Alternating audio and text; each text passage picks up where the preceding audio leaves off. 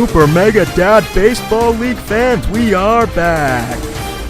There's grass on the fields and it's time to play ball. With the new season starting, we've got 10 teams all with the same goal.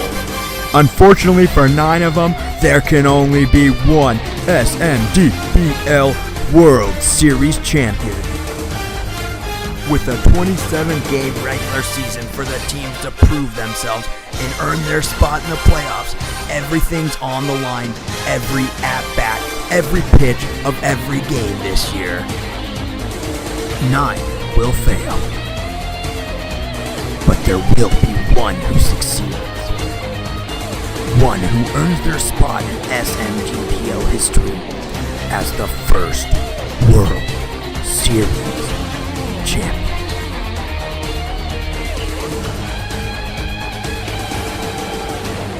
Play ball.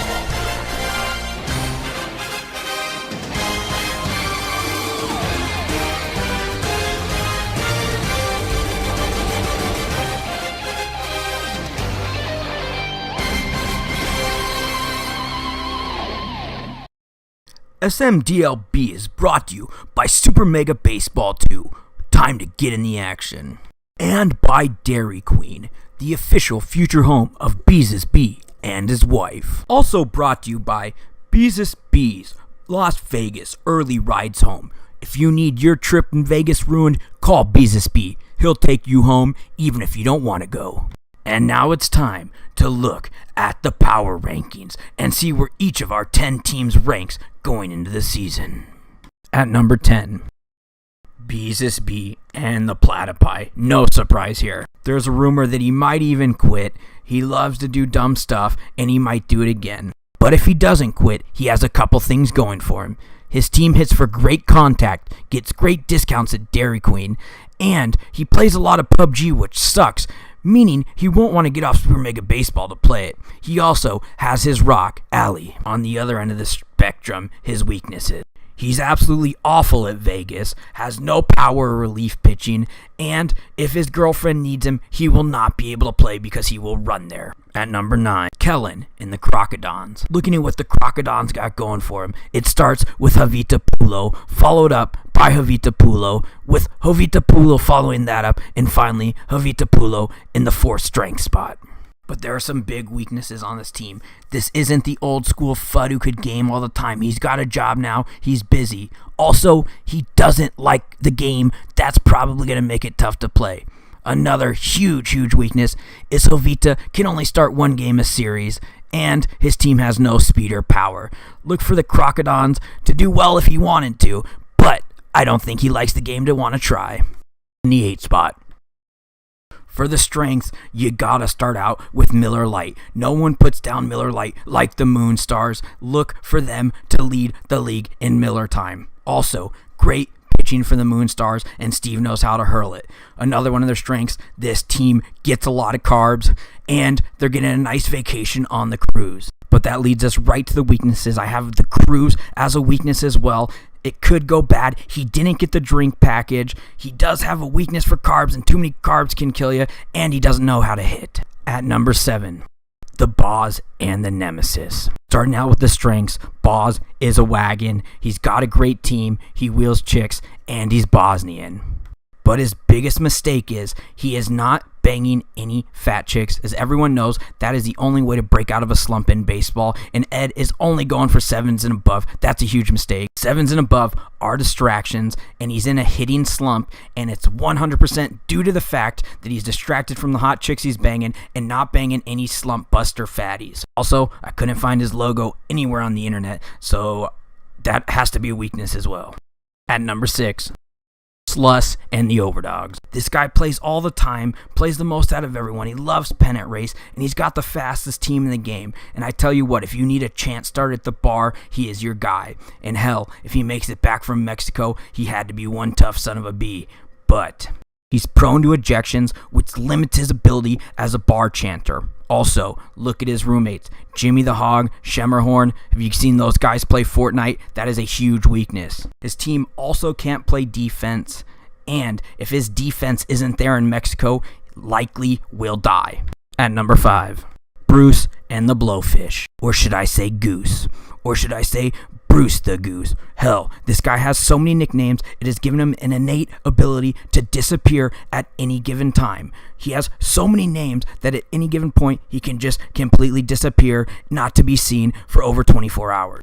Combine that with his ability to cook and eat while he games, and the fact that the Blowfish are built for him, and that explains why you see him so high in this countdown. But the Blowfish have some glaring weaknesses. This guy struggled with the wide loads, I have no idea how. And perhaps most important, he will likely miss the playoffs while being in line at Chipotle. This guy has never been on time in his entire life. There's almost no way this guy manages to make it back and forth from Costco, the gas station, Chipotle, and his house. At some point, he's gonna disappear and get himself a new nickname. At number 4. Tim and the Wild Pigs. This guy has baseball in his blood, and his time spent in foreign countries is unmatched. Combine that with the fact that he's a solid pitcher and hitter, and he is a real threat. But perhaps what makes this team most dangerous is that he is an umpire, and umpires stick together. This guy's going to get all the calls, and it's just because he's one of them. And while this team has great strengths, they have very glaring weaknesses. Tim is very injury prone. I'm pretty sure he hurt himself at softball just yesterday trying to throw a softball. And I attribute that to the fact that he no longer has any elbows after his pitching career. But perhaps what makes it the worst is he is rivals with Gatorade. Imagine hurting your elbow playing softball, going home, not being able to enjoy Gatorade, and having to deal with his sister.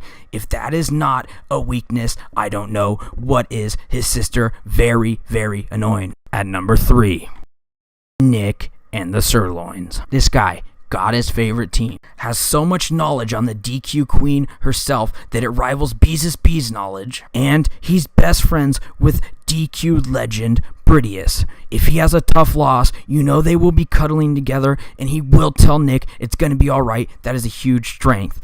Also, he isn't Steve. That is a strength. Now on to the weaknesses. He is very young, and his age and inexperience show. And it is dangerous to be that inexperienced and drinking with a veteran like his brother Steve on this cruise. Look for his hangover to be probably the worst in the history of hangovers. But even if he gets over that hangover, he still hangs out with Beez's Bee, huge weakness.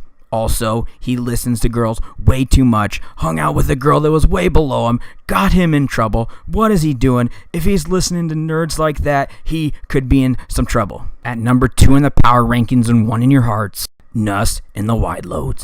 Over 30 surgeries, still hasn't died. Huge strength. And with unlimited free time and no life, this guy will definitely care about this way more than anyone else will or should.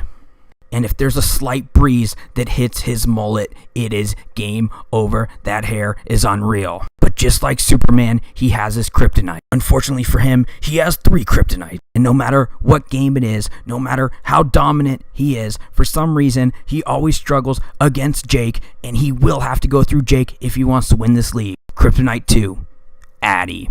No further explanation needed. And Kryptonite 3, avoiding cars. This guy got absolutely smoked by a car, has no evasive maneuvers when it comes to avoiding cars. He also has the biggest target on his back. He is the one that everyone wants to beat. So while he may be the Superman of the league, he will have to look out for Jake with Addy in a car. If all 3 of those combine and come at him, he is done. That only leaves one person at number 1. Jake and the Moose. This guy is the only feminist in the league, and with half the league being female, that is a huge advantage. Not to mention, he matches up with probably his biggest threat, and he should be hitting even better with the Mooses than his previous team. But perhaps his biggest strength is his political correctness. Ask this guy how many genders there are, he doesn't even have a number because there are that many in his world. This will allow his players to identify as whatever they need to get the job done. But even our top team has their weaknesses. To lead off, he is a liberal.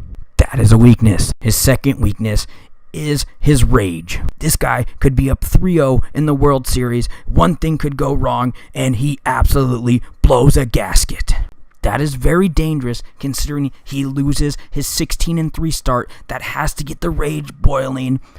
a couple arguments with Steve over politics, and this team could completely implode due to their liberal rage. But with that being said, there's a reason he's at the one spot. If he stays off Twitter, stays away from the news, doesn't have to hear anything about Donald Trump, he is the favorite to win it all. And that is the end of our show. Good luck to everyone. And if you watch this whole damn thing, I really appreciate it.